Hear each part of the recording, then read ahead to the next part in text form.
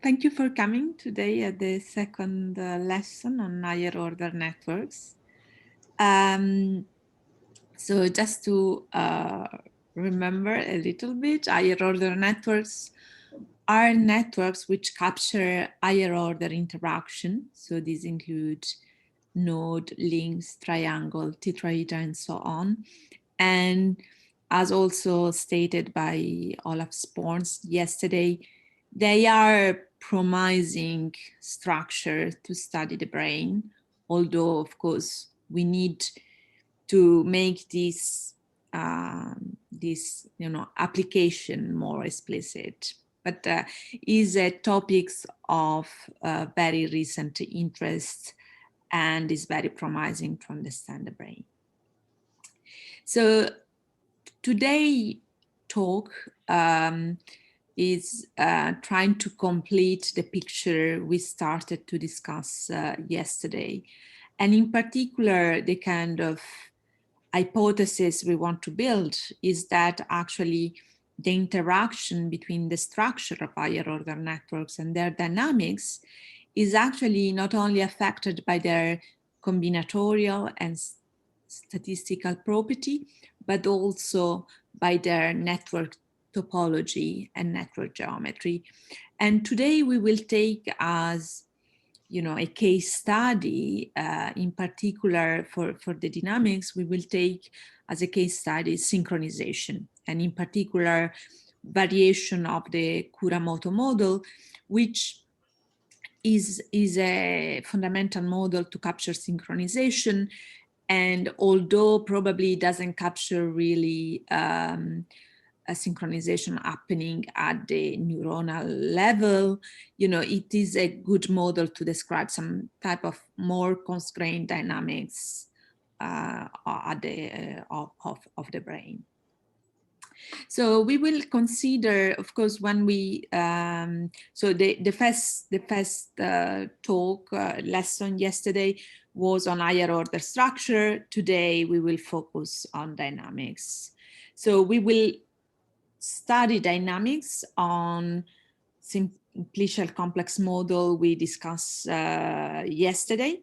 So one is this network geometry with flavor, which is a stochastic model that display emergent geometry, emergent hyperbolic geometry, and we will discuss some additional feature of this model.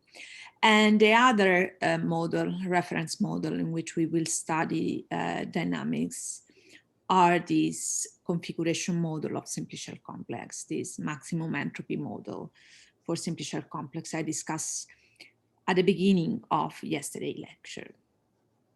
So, and we will be concerned mostly about the second half of the diagram that I show you before. So how network topology, geometry, and statistical property affect dynamics. And probably we will focus mostly on geometry first and topology second. I have a kind of a lot of slides again today, but I really hope I will make it to the end, because by the end I would like to show you some results we have not yet published, but they are on the archive, which I think are quite interesting. So when we speak about network geometry and network topology and how they affect dynamics, an important consideration that is emerging, an important kind of structural feature of the higher order network, which can translate property of the structure into property of the dynamics, are the spectral property of the graph. So, so here we will discuss about the spectral property reflecting a network geometry and how to affect the dynamics. Later on, we will discuss spectral property which affect network topology, and we will show how do they affect dynamics. So let's start with network geometry. And so the the object that is studied in network geometry when you study diffusion on a network is the Laplacian. So the Laplacian is an operator. There are different types of it. You know, the most simple one is the one in which you have in the diagonal element of this operator, the degree of the node, and in the off-diagonal element minus the entry of the adjacency matrix. And this is a semi-definite positive operator which describes diffusion. So describe how signal diffuse in the network. And there is always a steady state, so there is an eigenvalue which is 0, and the generality of this 0 eigenvalue is given by the connected component. So in a network that is connected, you have only 1 0 eigenvalue, and then you have positive eigenvalue, and we can order them in this sequence. We can sort them out.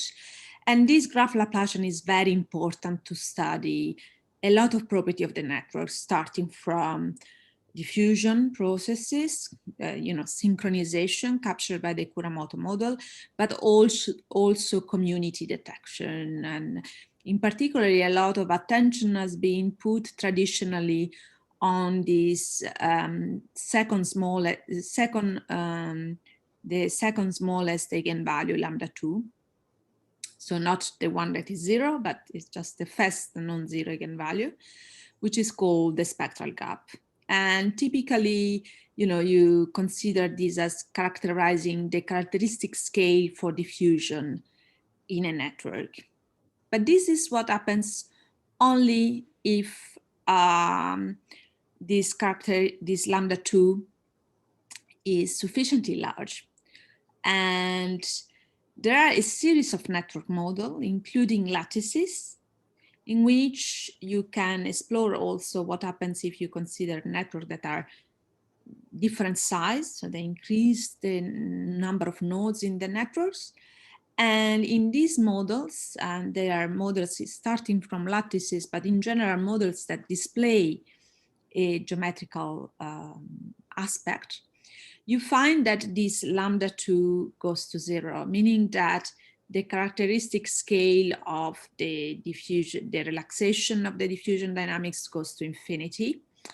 And this might cause some problems to the traditional network scientists, but is actually what happens also on lattices. And in a number of cases, when there is a network geometry behind that, it's not only that lambda 2 goes to 0. So lambda 2 characterizes a very long relaxation time, but it's also that the other eigenvalue, the other small eigenvalue increase. You have a density of eigenvalue rho of lambda, which increase as a power law of lambda, meaning that you have a hierarchy of kind of time scale in the diffusion dynamics that are can be very, very long. And this exponent here, ds, is called the spectral dimension, and is a property that in a lattice reduce to the dimension of the lattice. And in general, in any network, it might be present, but different from the Hausdorff dimension. And it characterizes practically the dimension felt by the diffusion process working on the graph. So we play with our model in which this network geometry with flavor, which I introduced yesterday. And here we have a variation of it. So we grow, we start from a simplex or a polytope. Here, the variation is we have a regular polytope. And at each time we add the polytope and we add to a phase alpha with this probability that we discuss include both referential attachment if S is equal to 1, or uniform attachment is S is equal to 0, or defined manifold is if S is equal to -1. So what are these polytope? Well, in the dimension equal to 3, you have the tetrahedra. So this gives rise to simplicial complex. And when you stack tetrahedra on triangular face, it looks like a triangulation of a triangle. But you can have a cube. And then if you look at this projector, it looks like you have the initial square to which you kind of attach the cube, which leads to this planar graph, and so on for the other polygon. And you can do for polygon of any dimension. And an interesting fact of this polygon is that, in dimension 3, we have seen these 5 regular polytope. In dimension 4, you have 6 polygons, so a maximum number of polygons. But for any dimension d greater than 4, you have only 3 polygons. So if you want to study the dependence of some feature with the dimension, you will look at simplices, hypercubes, and orthoplexes. So we did that, and we consider, for instance, the degree distribution of this NGF, and we see here an effect of this feature with the building blocks. So if you construct a NGF with simplicial complexes, or with hypercube, or with orthoplex, you can have different exponent. And so this is a kind of interesting combinatorial property. You have modularity. So this NGF remains modular, a bit like the initial model of emergent community structure, which I discussed at the beginning of yesterday presentation. So the modularity remains very high for this module, both if they are with simplices, hypercubes, or orthoplexes. So this is a nice property. And this network display a spectral dimension. So the spectral dimension of these networks depends both on the dimension of the simplicial complex, or this structure formed by polygons, which is called cell complex, but also depends on the type of polygon you are using. So if you're using a tetrahedra, or you're using an hypercube, a cube, the spectral dimension change. And here is what is the fit that we have done to the spectral dimension. So you see here, for simplicial complexes, this spectral dimension start to increase linearly, but then there is a little bit superlinear behavior. But for hypercube and orthoplex, it kind of seems to saturate. It's quite interesting result, numerical result at this point. We have also explored what happens for regular simplicial complexes that are growing by adding triangle to link in a regular way, and these are called Apollonian or pseudo-fractal simplicial complexes. And for this model, we have theoretical approach using the renormalization group, and we can predict exactly the spectral dimension in this case. This is work with Sergei Dorodotsev.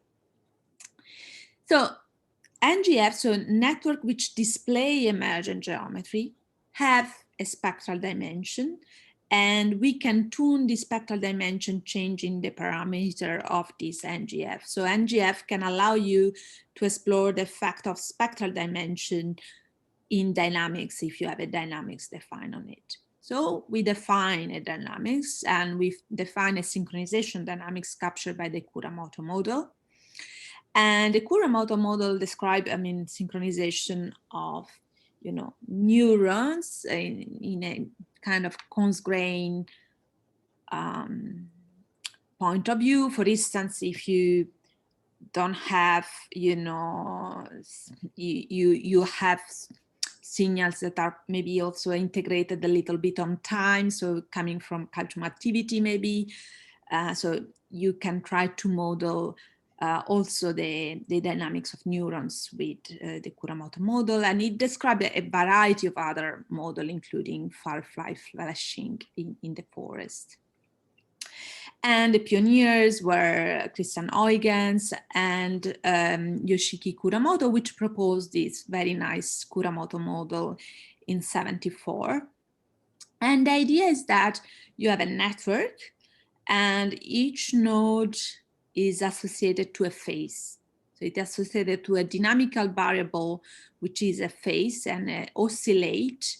And this oscillator plays on the node oscillate at their intrinsic frequency. And this frequency might be different and might be drawn from a Gaussian distribution. So in absence of the network, every node would kind of oscillate at its own frequency, in an incoherent way. So one with the frequency, one other, and with another frequency. But then you introduce the network and a coupling constant.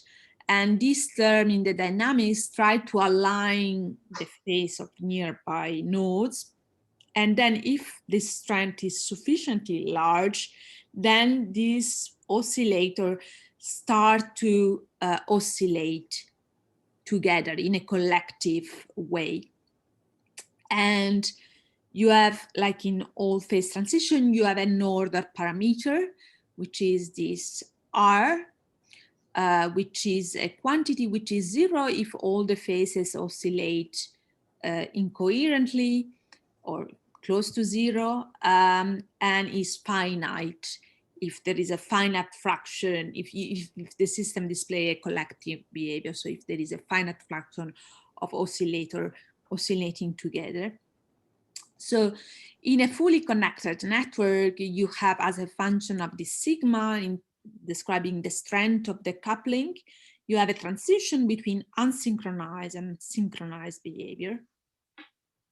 So what we play with this, and we practically put the Kuramoto model on the NGF.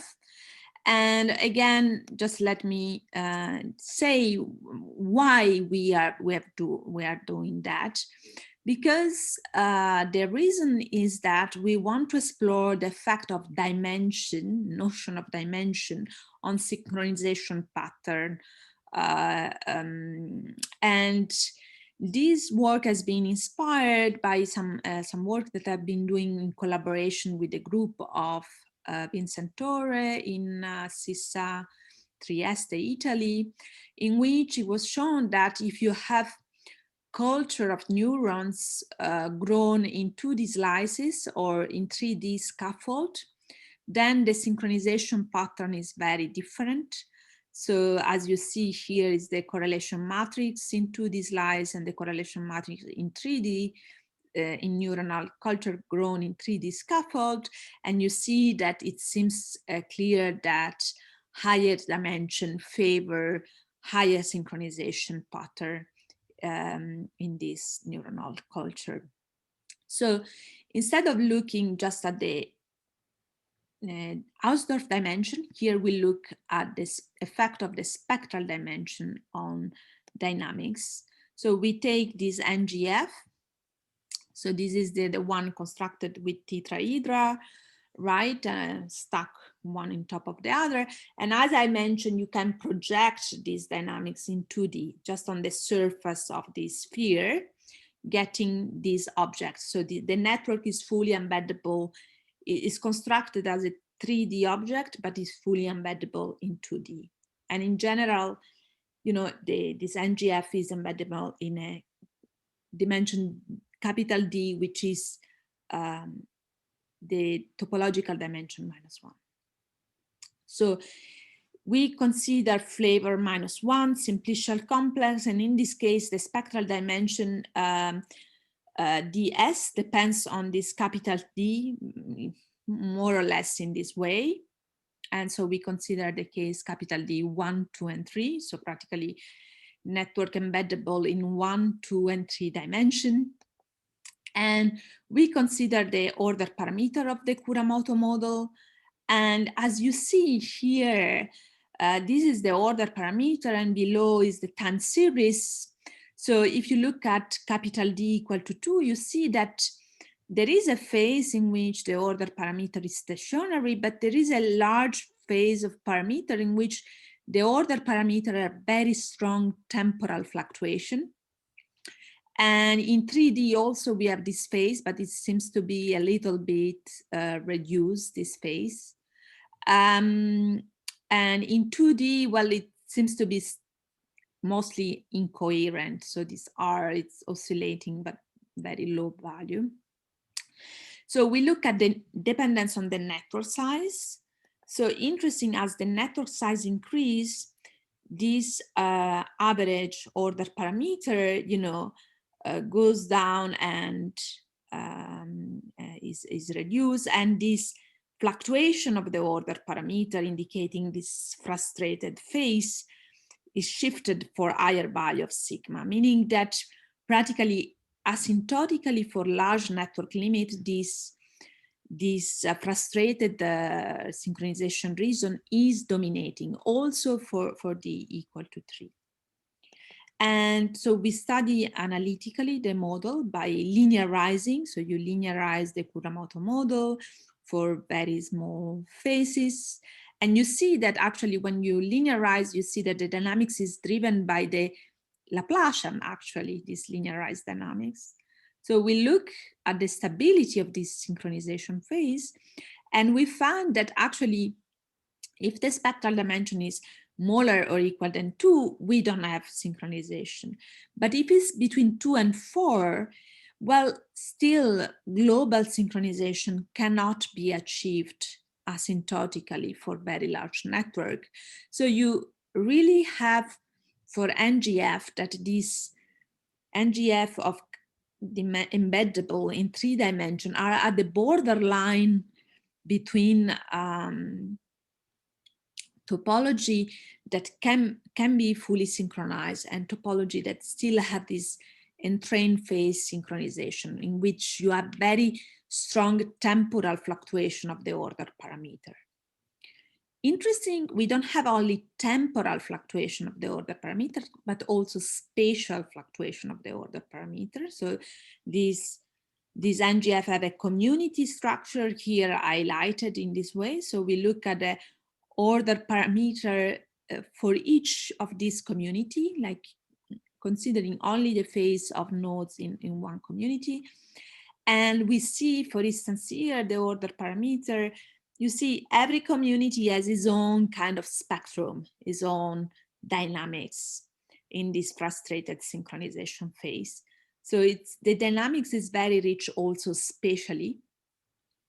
And here we did a kind of game by looking at this constraint order parameter. So a signal on a community, you have 70 community, for instance, in a network, and you have the order parameter of one community, and you correlate with the order parameter of another community, like different brain region mimicking, like, and we find a very rich correlation, matrix of correlation. And interesting, if you constrain, so if you take now largest community, aggregating some of these 70 community into 30 community, then still this correlation matrix is still very non-trivial. So it has a lot of structure. And this is indicative that these topologies have this multi-level structure that, that has been, you know, it seems to be a very important aspect also of real brain network. Of course, this is very stylized model, but they still have this structure. So the spectral dimension, if it's between 2 and 4, allows to have this very strong spatiotemporal fluctuation of the order parameter, which really mimic something, a phenomenology that it seems to emerge also from the study of real brain networks. So these are the conclusion. So we look at NGF that describe emergent geometry with this kind of tool and playground. We study their geometrical property captured by the spectral dimension, a finite spectral dimension, and this finite spectral dimension have the strong effect on dynamics. So this is how topology, how geometry mediated by the spectral property of the network affect dynamics in this case. So these are some of the reference. Of course, the initial work in collaboration with some neuroscientists, and these two works in collaboration with Ana Paula Millán and Joaquin Torres. So let me just move now to the fact of network topology on dynamics. And in this case, we will not speak only about graph Laplacian, but we will introduce very nice objects that are higher order Laplacian, which in some sense describe higher order diffusion. So let me introduce a little bit of property coming from algebraic topology to get started and play with this higher order Laplacian. So a simplex in algebraic topology is not only actually a set of node, it also has an orientation. So for instance, if you have a link ij, you define an orientation such that the link ji has the opposite orientation, and a triangle ijk, you give the orientation, you know, along the triangle from I, J to K. And typically, in order to make everything consistent, it's opportune to choose the orientation induced by the node label. So you go, for instance, from the lower label to the larger label, or the opposite way. Okay. So in algebraic topology is algebraic in the sense that you represent these simplexes with the n chain. And so for instance, a one chain is a linear combination of one-dimensional simplexes, so links. Okay, so for instance, you have 1, 3 is this link with positive direction. Then you have 2, 3 is these other links, 2, 3 with opposite direction. So you go actually from 3 to 2, and you have 2, 4, you go from 2 to 4. So you can associate to this kind of path or chain, you can associate an algebraic interpretation, this one chain. So with this one chain, you can consider operators, and one important operator is the boundary operator that goes from n chain, so linear combination of n-dimensional simplexes, to n-1 chain, so linear combination of n-1 dimensional simplexes. And this boundary operator map a simplex to the simplex at its boundary. So if you have a link 1, 2, the boundary operator will give you 2 minus 1, the 2 nodes at the end of it with the opposite sign. If you have a triangle, the boundary will give you 1, 2, 2, 3, and then minus 1, 3. So you go around the triangle, so you keeping in consideration the orientation. So a very interesting and important property of this boundary operator that is reflecting of topology is that the boundary of a boundary is null. So if you have a triangle, you look at the boundary is the 3 links at its boundary, and if you look at the node, at the boundary of each of these links, you know, you apply the boundary D2 to the triangle, you get the 3 links with the opportune sign, and then for each link you have the difference of the 2 nodes, you do this and you get 0, right? So because the boundary of a boundary is null. And so this boundary operator, it's nothing really difficult to consider and treat. You can just represent it with a matrix. So here the boundary of B1 as a rectangular matrix with node in the row and links in the column. And each link, 1, 2 is mapped to the node 2, -1. So every column has a 1 and a -1. And for B2, the boundary of the triangle here, there is only one triangle, so only one column, and you have 1, 2, 2, 3, -1, 3. Okay, so these boundary matrices are just matrices that describe the topology of your simplicial complexes. And of course, the boundary is null. So if you look at these matrices and you concatenate them, they have the property that if you concatenate that, you get a null matrix. And interesting, the graph Laplacian we have discussed before is nothing else than B1 transpose. So this expression is clearly gives you a quadratic form. If you and so here from this is apparent that the graph Laplacian is a semi-definite positive operator. But most interesting, you can build also higher order operator with the higher order boundary matrices, and so you practically you describe diffusion acting on n-dimensional chain. So for instance, n is equal to 1, you have links. So what you can do is from links, you can go up to triangle with Bn plus 1 transpose, and then from triangle to link again, or from link you can go to node with Bn, and then from node back to link.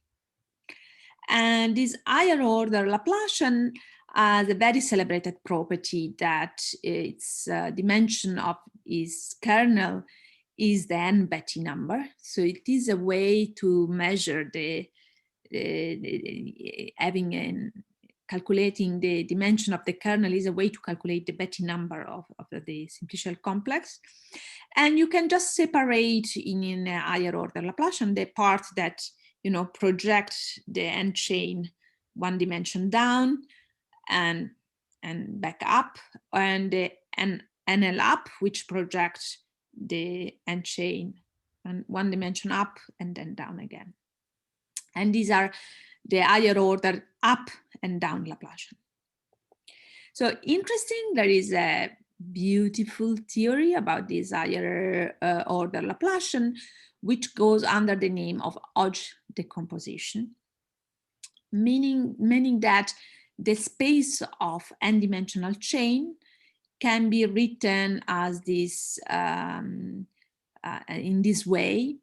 So this translates on the fact that practically these matrices, the higher order Laplacian, Ln up and Ln down, they all commute to each other.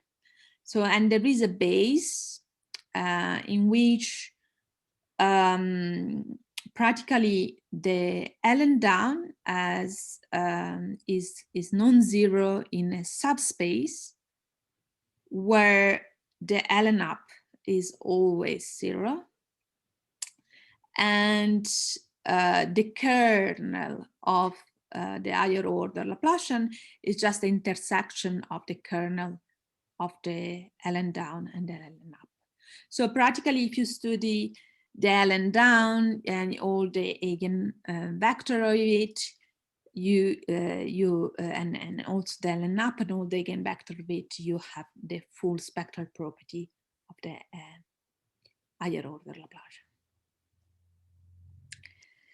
So interesting. So we have this higher order Laplacian. We can study the spectral dimension if they have a spectral dimension on NGF, for instance. And we see that NGF also display a spectral dimension also for higher order Laplacian. And actually, the spectral dimension depends on the order of the Laplacian you consider. So this diffusion property depends on the type of higher order diffusion that you have. And for these regular simplicial complexes, the Apollonian and the Pseudo-fractal network, we can predict this spectral dimension with the renormalization group. This is a work with Marcus Reitz. And we can also study diffusion property, for instance, the return time distribution. What is the probability that a diffusion process goes back to the initial simplex? And this depends on the higher order, on the order of the diffusion dynamics. So the diffusion dynamics is just a variable diffusing in this way, where this variable can be defined on the simplices of any n-dimensional simplex.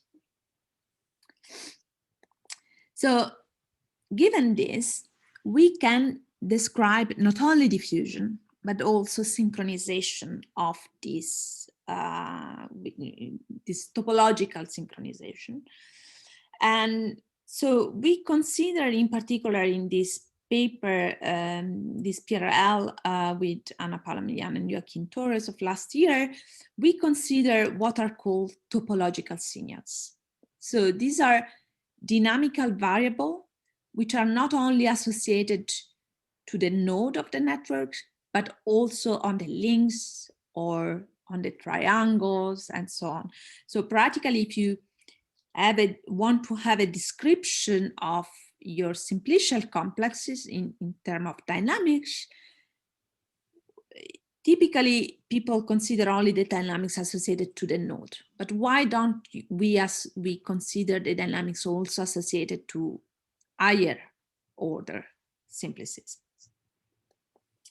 So interesting, the Kuramoto model, which I described to you previously, can be also, and I wrote it in terms of the adjacency matrix of the network, can also be written in terms of the incidence matrices of the network. In this way, where theta is the vector of the phases associated to the node, omega is the vector of the intrinsic frequency associated to the node. And here you do a product of this matrix with this other matrix in which the sign is taken element-wise. So, so topological signals we are interested on. So dynamics associated to higher dimensional simplex, for instance, associated to links. So we associate a phase now to a link. And a natural way to extend the Kuramoto model is to use the higher order boundary matrices. And instead of having just one, as for the dynamics of the node, we have now two, because we can project the dynamics on the triangles, for instance, if we start from the links, or on the nodes. And so we have intrinsic frequency of the dynamics, for instance, of the links, and then these two terms, this coupling term. So interesting, when you have these dynamics, these describe a many-body interaction. So you have links connected to links if they share a node. So this can be more than two links sharing a node, or if they share a triangle, and again, it's more than two links.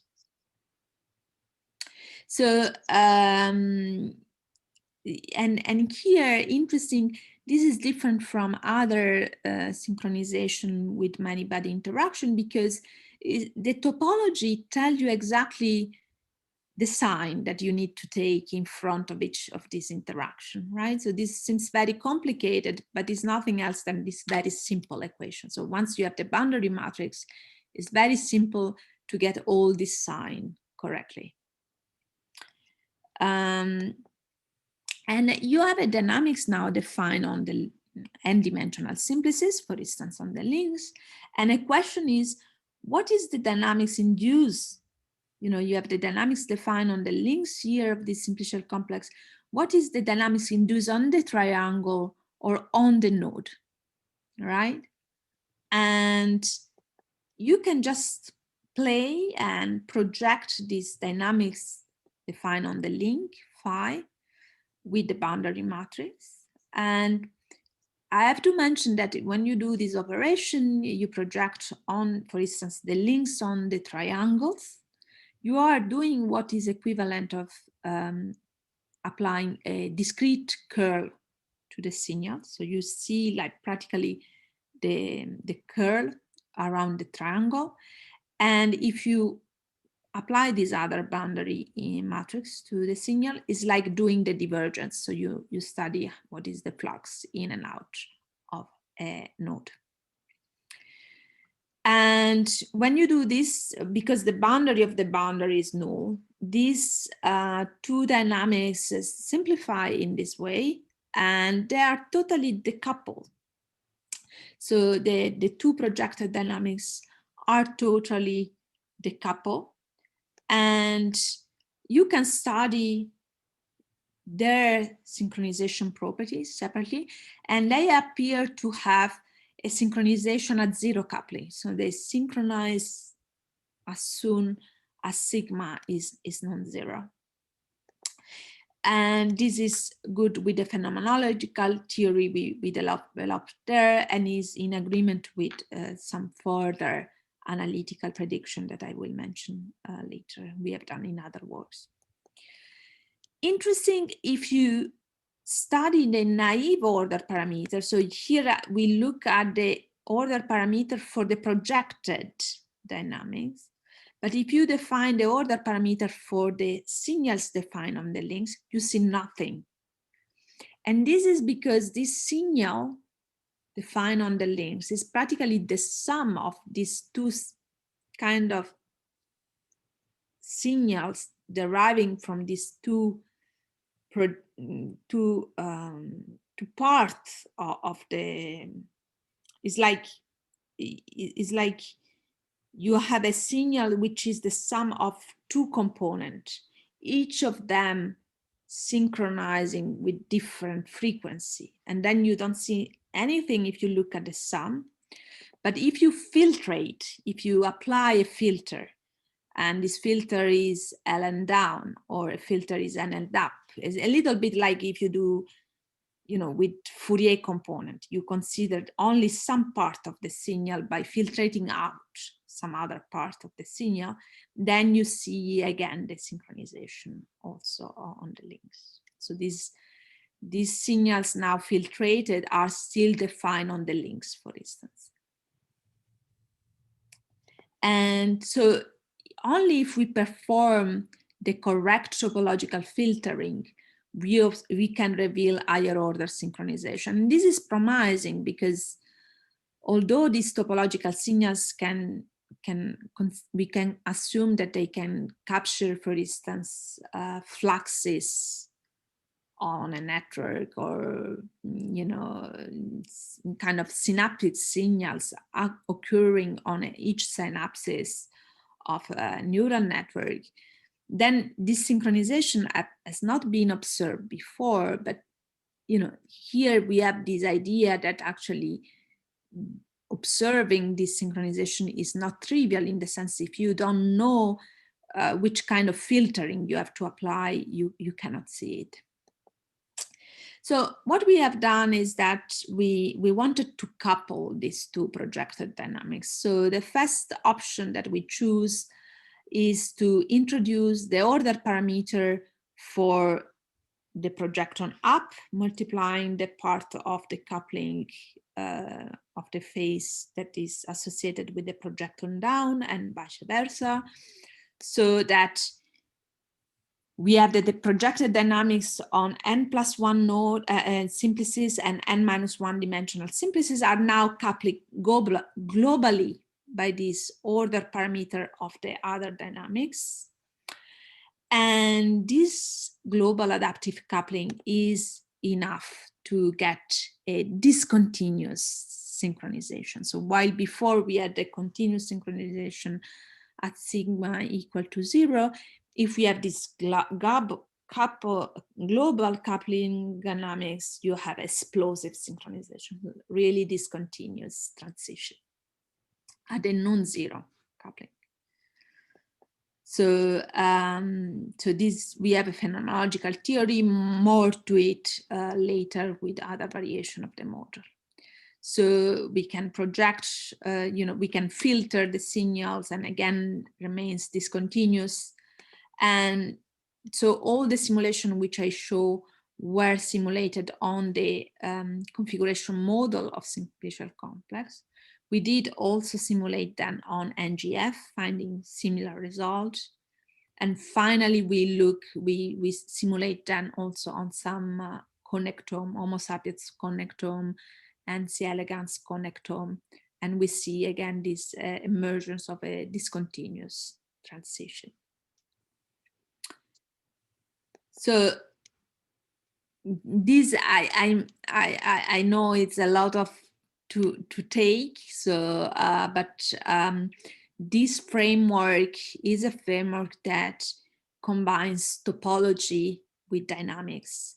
And in particular, when you want to combine topology with dynamics, it's very important to consider these topological signals, which are also attracting a lot of attention in other related contexts, including machine learning and signal processing. And so you have a dynamics that is not only defined on the node of the simplicial complex, but also on the links and the triangles and so on. And actually, when you process these dynamics, these topological dynamics, one very natural process is this higher order Kuramoto model we have introduced. And interesting, it's the property of this higher order Kuramoto model defined on n-dimensional simplices can be projected of n+1 and n-1 simplices, and you can couple then these dynamics to get a discontinuous synchronization. So this this synchronization cannot be observed if the right topological processes is not applied. And this topological processes is nothing very mysterious, it's very simple. It's just a bit of the equivalent of a Fourier transform for the signal. So once you know it, it's easy to apply also if you have eventually, in some cases, some experimental signals of this type. So these are the reference. Of course, the main reference of this part is the physical review letters we have published last year with Ana Paula Millán and Joachim Torres. And I've spoken also about this higher order diffusion and this work related to the prediction with the renormalization group of the spectral dimension of networks and of higher order Laplacian. So let me just move on to the very, very recent. I don't know if maybe we can discuss now if you have any question, and then I will move to